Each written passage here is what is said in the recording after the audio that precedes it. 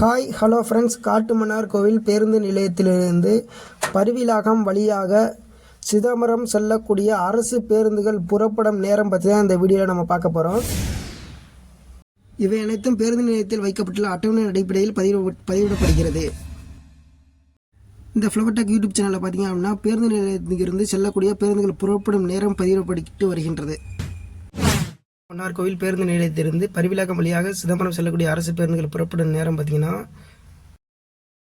அதிகாலை 4:55, காலை 7:30, காலை 10:25, மதியம் 2:55, மாலை 6 மணி, இரவு 10:45 ஆகிய நேரங்களில் பேருந்துகள் இயக்கப்பட்டு வருகின்றன. போக்குவரத்து சம்பந்தமான புகார்கள் அல்லது உதவிகளுக்கு போக்குவரத்து உதவி மைய எண் 1800-599-1500 என்ற எண்ணை பயன்படுத்திக் கொள்ளுங்கள்.